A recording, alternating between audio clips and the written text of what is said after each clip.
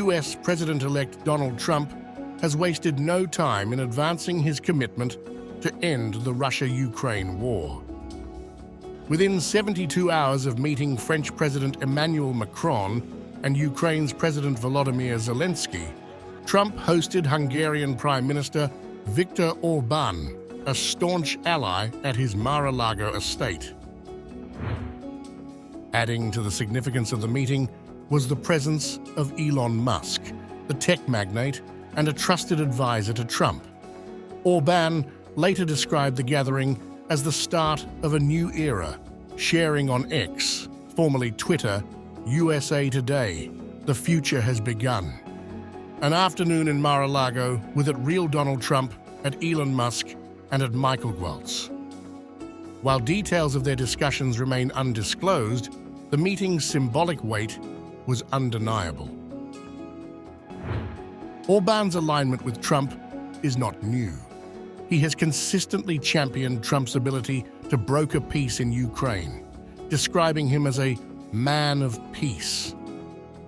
Their previous meeting in July focused on a potential ceasefire, a stance Orban has maintained despite criticism from European Union counterparts. Days before this meeting, Orban reiterated his support for Trump's peace-oriented approach, while criticizing outgoing President Joe Biden's policies as pro-war. Meanwhile, there are two American presidents, one pro-war and the other pro-peace.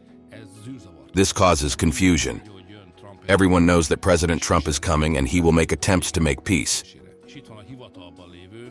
And here is, let's talk straight, the American president in office,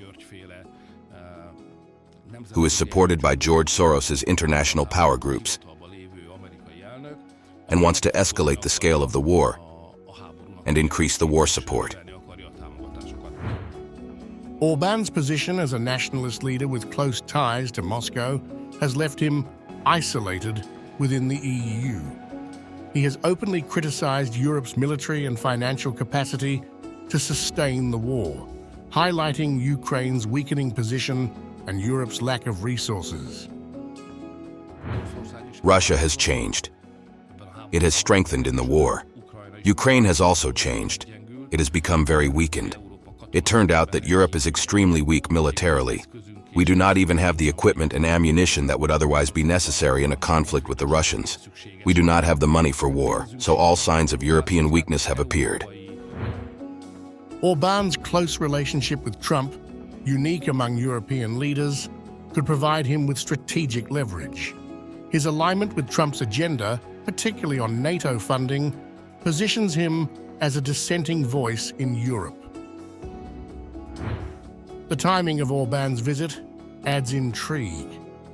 Just days earlier, Trump held a separate meeting with French President Emmanuel Macron and Ukraine's President Zelensky.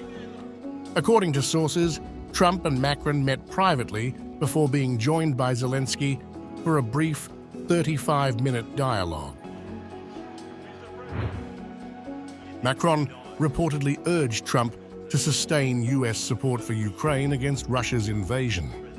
Meanwhile, Zelensky has faced challenges in navigating Trump's cautious approach to Ukraine's NATO aspirations.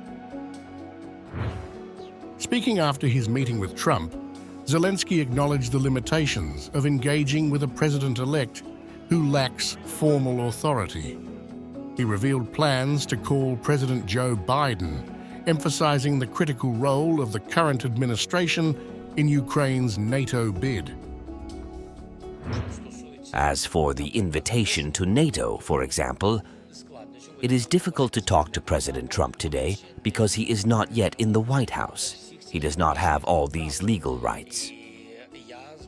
And I'm going to call President Biden in the near future, by the way, if he has the opportunity to talk to me and to raise the issue of an invitation to NATO, because he is now the current president of the United States.